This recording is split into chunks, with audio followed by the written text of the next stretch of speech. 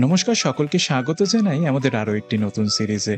এবারের এই সিরিজে আপনাদের ঘুরিয়ে দেখাবো ভগবান পুরুষোত্তম রামচন্দ্রের জন্মভূমি অযোধ্যা, মহাদেবের নগরী কাশী, তার সাথে আরও বেশ কিছু জায়গা। তো চলুন শুরু করা যাক আমাদের এই সিরিজের প্রথম পর্ব।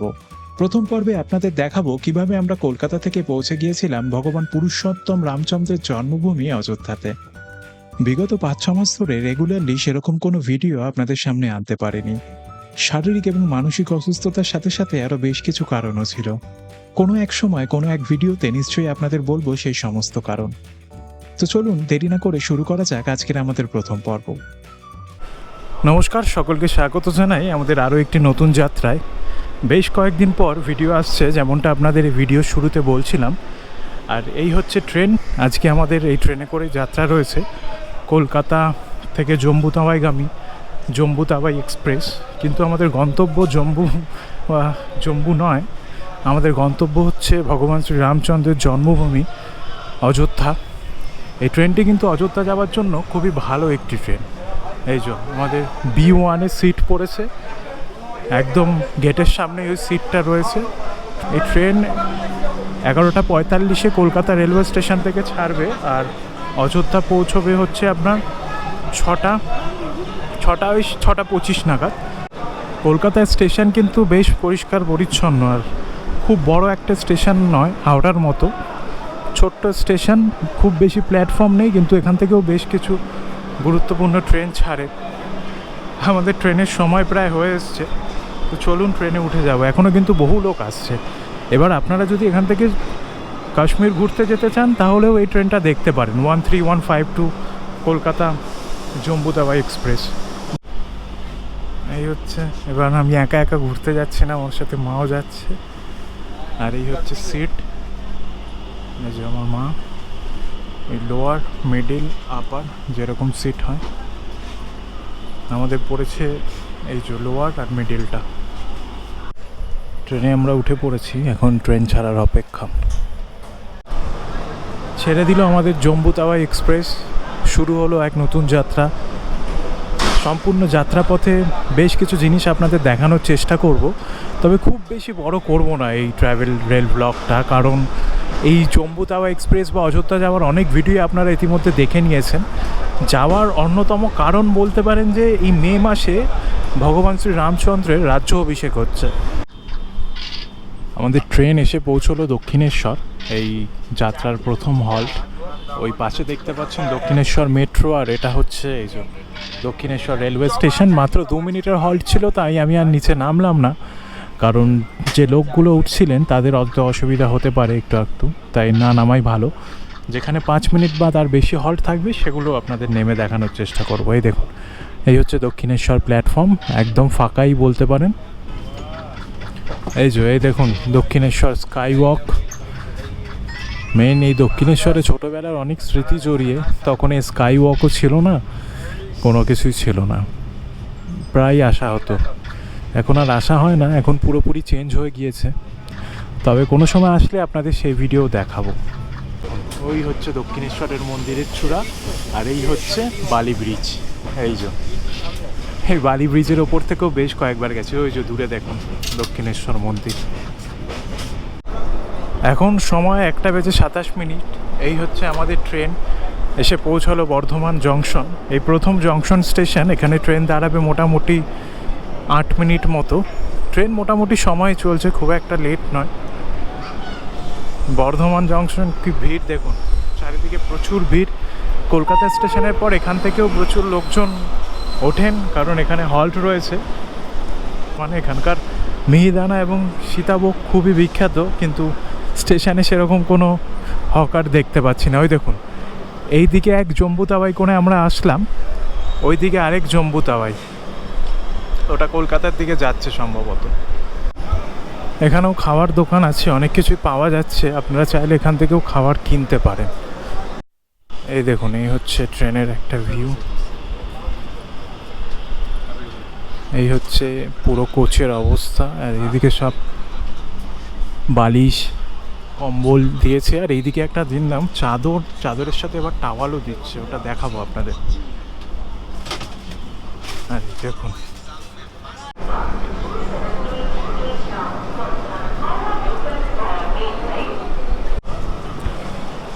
এই বর্ধমান স্টেশন ছেড়ে আমাদের ট্রেন এগিয়ে চললো তার নিজের গন্তব্যে। স্টেশনের ভিড় একবার দেখুন, প্রচুর লোক, বাপরে বাপ। এটা মনে হয় মানে আমাদের হাওড়া শিয়ালদার মতো অবস্থা যা দেখছি একবার। এইদিকের খুব একটা ট্রেন দাঁড়ায়ও না, মানে এই গোটা জেলার মধ্যে কথা বলছি। বর্ধমানই এখানকার সবথেকে বড় জংশন স্টেশন, বেশ পরিষ্কার আর খুব সাজানো গোছানো, সমস্ত রকম ফেসিলিটি রয়েছে স্টেশনে। ওইখানে দেখছেন লোকাল ট্রেনও চলছে, এদিকে আবার এক্সপ্রেস ট্রেনও রয়েছে।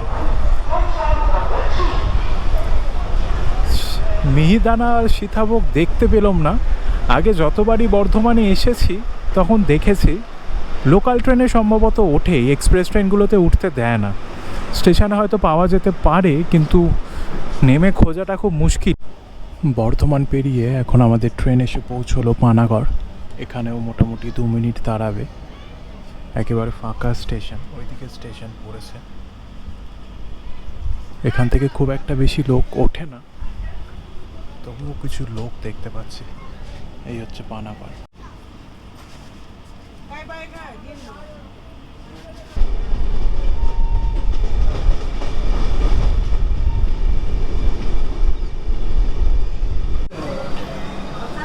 আমাদের ট্রেন এসে পৌঁছলো দুর্গাপুর। এখানেও হল্ট রয়েছে 2 মিনিট। দুর্গাপুরও কিন্তু বেশ বড় স্টেশন, এখানেও বহু লোক উঠছে, দেখুন সব ট্রেনে উঠছে। এই দুর্গাপুর ছেড়ে আমাদের ট্রেন এগিয়ে চলেছে এখন। রোদ প্রচণ্ড, কিন্তু সেরকম গরম নেই যতটা গরম আশা করেছিলাম। দেখা যাক এবার অযোধ্যার তাপমাত্রা কীরকম হয়।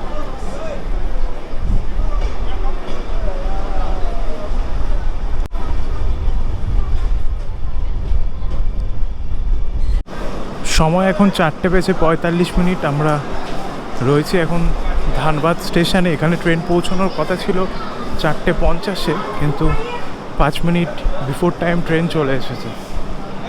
তাই মোটামুটি 10 মিনিট মতো দাঁড়াবে ট্রেন। খুব ভালো চলছে, যা লেট ছিল সেইটা কভার করে দিয়েছে মোটামুটি।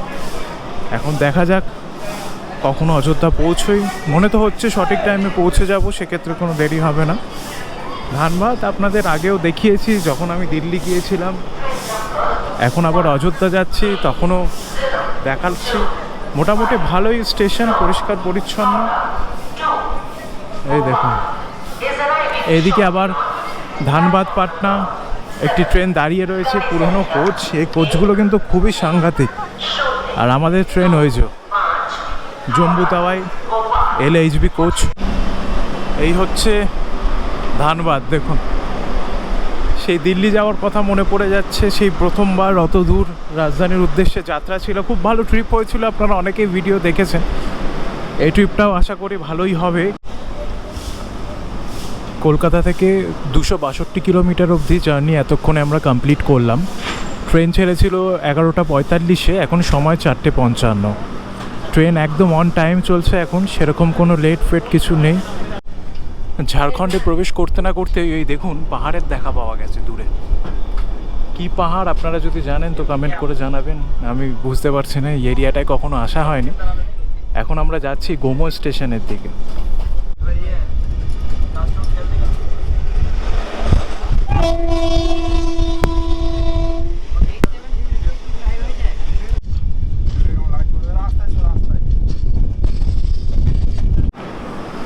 এখন সময় 5:25। ট্রেন 2 মিনিট লেট করে পৌঁছেছে এখন ঝাড়খণ্ড জেলার অন্যতম একটি বিখ্যাত স্টেশন গোমোতে। এই গোমো স্টেশনের একটা ঐতিহাসিক কাহিনী রয়েছে। 1941 সালে এই স্টেশন ব্যবহার করেই বাংলার বীর সন্তান নেতাজি সুভাষচন্দ্র বসু ভারত ত্যাগ করেছিলেন। তার পরবর্তীকালে স্টেশনটার নামকরণ তার নামেই করা হয়, নেতাজি সুভাষচন্দ্র বোস গোমো রেলওয়ে স্টেশন। 2009 সালে নেতাজিকে স্বীকৃতি দিয়ে স্টেশনের নামকরণ করা হয়। খুব এই গোমো স্টেশনে ট্রেন দাঁড়াবে 5 মিনিট। এরপর আরেকটি স্টেশন রয়েছে পরেশনাথ। তারপরে আমরা এই ঝাড়খণ্ডের গন্ডি পেরিয়ে চলে যাব বিহারে। বিকেল হয়ে গেছে, জানি না কতটা কি দেখাতে পারবো আপনাদের, তাও চেষ্টা করব। এখানেও দেখুন প্রচুর খাবার দোকান টোকান রয়েছে। আপনারা চাইলে কিনে নিতে পারেন। যেখানেই ট্রেন দাঁড়াচ্ছে মোটামুটি টুকটাক খাবার পাওয়া যাচ্ছে, অসুবিধা কিছুই নেই। গোমো স্টেশন থেকে আমরা রওনা দিলাম। এবার আমাদের গন্তব্য হচ্ছে পরেশনাথ। চলুন পরেশনাথে গিয়ে দেখা হচ্ছে। পরেশনাথে একটা ট্যুর করার ইচ্ছে রয়েছে, তবে এখন নয়, গরমটা একটু কমুক, তারপর দেখা যাবে। এইরকম ছোট রেলওয়ে স্টেশনগুলো কিন্তু আমার বেশ ভালোই লাগে। দেখুন কি সুন্দর গোছানো, একেবারে টিপটাপ। ওই দেখুন একটা ট্রেন আসছে, এইরকম ট্রেন এইখানে চলে। এটা এক্সপ্রেস ট্রেন, কি ট্রেন বুঝতে পারছি না। দেখি আমাদের আগে যেতে পারে নাকি। চলুন।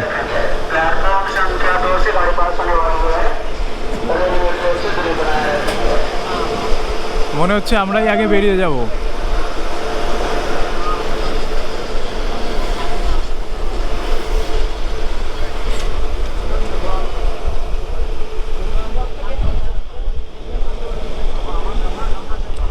ব্যাস, ওকে টাটা করে দিই, আমরাই আগে চলে গেলাম, ও আসুক আস্তে আস্তে পেছনে।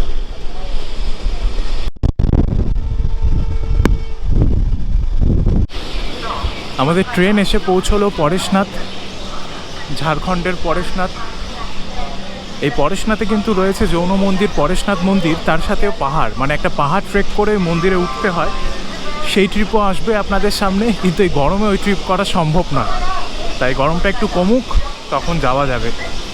এখন দেখুন এখানে বৃষ্টি শুরু হয়ে গেছে, কতটা কি আপনাদের দেখাতে পারবো আমি সঠিক জানি না। এই হচ্ছে আমাদের ট্রেনে একটা সমস্যা দেখা দিয়েছে, সেটা হচ্ছে জল শেষ হয়ে গেছে। তো ফোন করেছি, ওনারা বলছেন লোক পাঠাচ্ছেন, টয়লেটটা ক্লিন করে জল ভরে দেবেন ওনারা।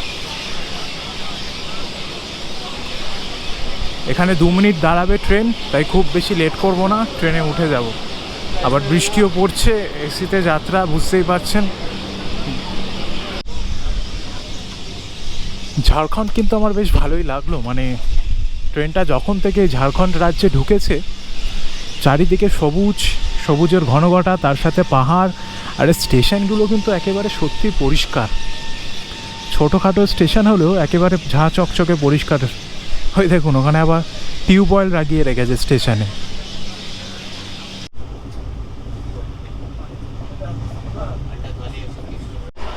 এইবার আমার এরকম মিডিল বার্থে সিট পড়েছে। এই প্যাকেটটা দিয়েছে রেলওয়ে থেকে, এই প্যাকেটের ভিতর এই টাওয়ালটা রয়েছে, তার সাথে এরকম 2টো চাদর রয়েছে। এই একটা চাদর আমি আমার মায়ের থেকে নিয়েছি এটা, আর এরকম একটা বালিশ, আর এই কম্বল যেরকম দেয়। এই তোয়ালেটা আমি প্রথমবার পেলাম, এতদিন দিচ্ছিল না, কিন্তু এখন আবার দিতে শুরু করেছে, খুবই কার্যকরী। 462 কিলোমিটার জার্নি অতিক্রম করে আমাদের ট্রেন এখন এসে পৌঁছালো গয়া। মাঝখানে আর কোনো স্টেশন আপনাদের দেখাতে পারিনি, কারণ হচ্ছে প্রচণ্ড বৃষ্টি পড়ছিল ঝাড়খণ্ডের ওই দিকে, আর আমিও একটু ঘুমিয়ে পড়েছিলাম। বৃষ্টিতে তো নেমে দেখানো সম্ভব না। তো পশ্চিমবঙ্গ পেরিয়ে, ঝাড়খণ্ড পেরিয়ে আমরা প্রবেশ করলাম বিহার রাজ্যে। গয়া তো আপনারা অনেকেই জানেন, অনেক বড় একটি স্টেশন, তার সাথে এখানে আপনার মন্দিরও রয়েছে, বুদ্ধগয়াও রয়েছে। ওখান থেকে আপনারা রাজগীর ট্যুরও করতে পারেন, আর গয়া এখানে পিণ্ডদানও করা হয়। সে সব কিছুই আপনারা জানেন, চেষ্টা করব একটি ট্যুর করে সেই সব আপনাদের দেখানো। এখন এখানে ট্রেনের হল্ট রয়েছে 5 মিনিট। 9টায় টাইম ছিল ট্রেন আসার, কিন্তু 9:02 এসে পৌঁছেছে, 2 মিনিট লেট।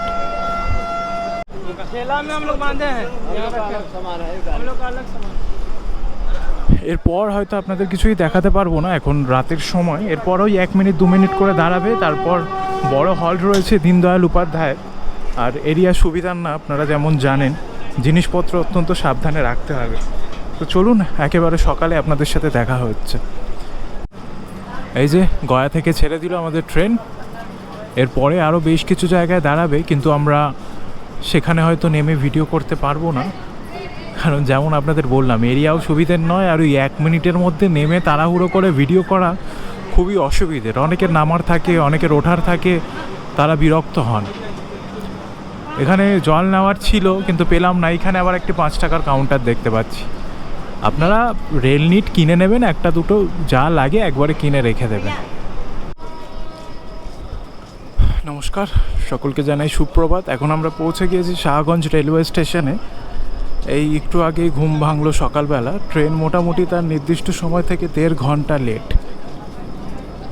জানি না কখন অযোধ্যা পৌঁছাবো, আরও লেট করবে কি না। মোটামুটি 6টা বা 6:30 নাগাদ পৌঁছানোর কথা ছিল, কিন্তু মনে হয় না এখন পৌঁছতে পারবো। আর এখানে ট্রেন দাঁড়াবে 5 মিনিট। শাহগঞ্জ ছেড়ে আমাদের ট্রেন রওনা দিল অযোধ্যার দিকে। সকালে বেশ ঠান্ডা হাওয়া দিচ্ছে, বোঝা যাচ্ছে রাত্রে বেশ ভালো বৃষ্টি হয়েছে এখানে। আপাতত কোনো গরম নেই, দেখা যাক পরবর্তীকালে কি ওয়েদার হয়। ওয়েদার ফোরকাস্ট দেখাচ্ছে এই কয়েকদিন এখানে এরকমই ওয়েদার থাকবে, বৃষ্টি হবে, মেঘলা হবে, গরমও হবে, কিন্তু সেই রকম গরম থাকবে না।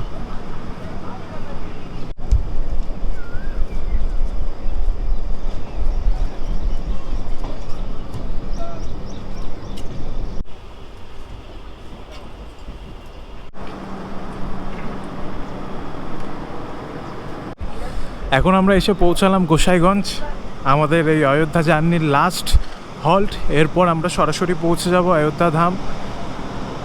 এই গোসাইগঞ্জ স্টেশনটা একবার দেখুন আপনারা, এরকম স্টেশন একেবারে পরিষ্কার পরিচ্ছন্ন। এখানে ট্রেন কিন্তু মোটামুটি 1 মিনিট দাঁড়াবে, ওর বেশি দাঁড়াবে না। আর এরপরেই আমরা সরাসরি পৌঁছে যাব অযোধ্যা ধামে। চলুন সেখানে গিয়ে দেখা হচ্ছে।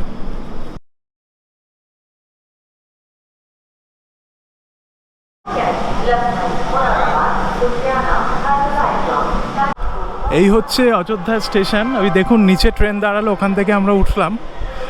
এই স্টেশন না এয়ারপোর্টে তো বোঝাই যাচ্ছে না, বাপরে বাপ, একেবারে ঝাঁ চকচকে চারিদিকে। আর এই দেখুন স্টেশনের মধ্যে ওদিকে আবার হনুমান রয়েছে, সাবধানে জিনিসপত্র রাখবেন, বিশেষ করে চশমা, মোবাইল, ক্যামেরা, এই 3টে জিনিস তো অত্যন্ত সাবধান। বহু লোক নানান প্রান্ত থেকে এসছেন। স্টেশনটা সত্যি অসাধারণ করেছে। এখনও নাকি কাজ কমপ্লিট হয়নি, আমি ভাবছি কাজ কমপ্লিট হলে কী অবস্থা হবে। এই দেখুন,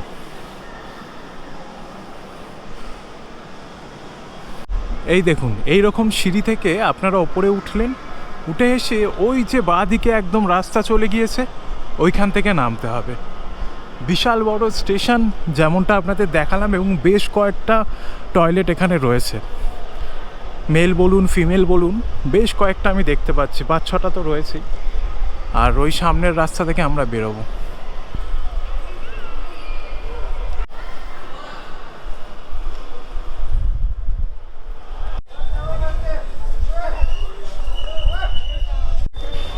এই যে এটা হচ্ছে অযোধ্যা রেলওয়ে স্টেশন, অযোধ্যা ধাম রেলওয়ে স্টেশন থেকে বেরোনোর রাস্তা। এখান থেকে বেরিয়েই প্রচুর অটো টোটো দাঁড়িয়ে রয়েছে। আমি বলবো আপনাদের কিচ্ছু নেওয়ার দরকার নেই, আপনারা পায়ে হেঁটে চলে যান। একদম সামনে এখান থেকে হনুমান গাড়ি থেকে একদম সামনে রাম মন্দির, কিচ্ছু দরকার নেই। এবার আপনার সাথে যদি একদা বা একদমই কোনো বাচ্চা বা বয়স্ক লোক থাকে, প্রচুর লাগেজ থাকে যেটা নিয়ে আপনি হাঁটতে পারবেন না, তখন গিয়েই একমাত্র গাড়ি বুক করুন। 1-2জন থাকলে, হালকা লাগেজ থাকলে দরকার নেই। ওই সামনে হচ্ছে অযোধ্যা রেলওয়ে স্টেশন। এখানে হচ্ছে একটা দোকান আছে, ছোলা বাটুরে পাওয়া যায়। 1 প্লেট 40 টাকা, 2 পিস থাকবে। এখান থেকে সকালের খাওয়া দাওয়া করে আবার রওনা দেবে। দেখুন গরম গরম একদম ছোলে বাটুরা বানাচ্ছে। আপনারা চাইলে এখানে খাওয়া দাওয়া করতে পারেন। পিছনেও দোকান আছে, এখানে পরপর অনেক দোকান আছে। এখান থেকে হনুমান গাড়ি হেঁটে মোটামুটি 10 থেকে 12 মিনিট লাগবে, আমি হেঁটেই যাব। এই দেখুন ছোলে বাটুরা।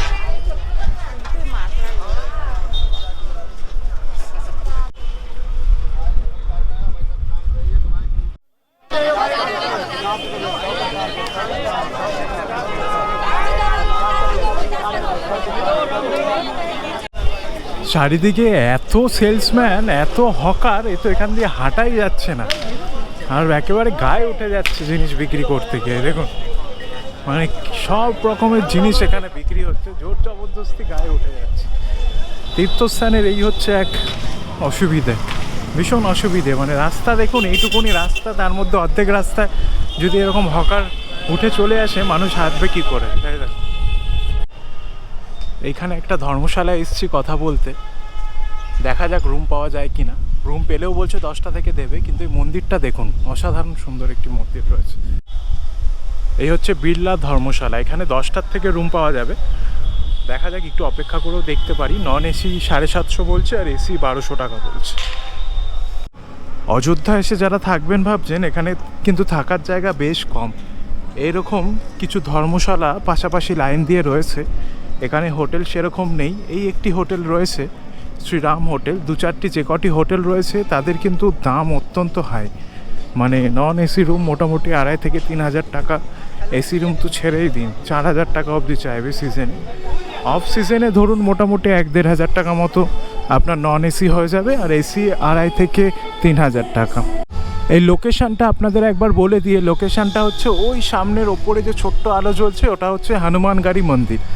ওই মন্দির থেকে একটু আগে এই গলিটা রয়েছে। এইখানে পরপর লাইন দিয়ে প্রচুর ধর্মশালা রয়েছে, আপনারা থাকতে পারেন। আমি কোনো স্পেসিফিক ভিডিও করিনি, কারণ এখানকার রুমগুলো অত্যন্ত ওভার প্রাইসড। মানে একটিও ন্যায্য মূল্যের রুম আপনি পাবেন না এখানে, কারণ অধিকাংশ জায়গায় কাজ হচ্ছে। তাই আমি সেই রকম আর ভিডিও করিনি।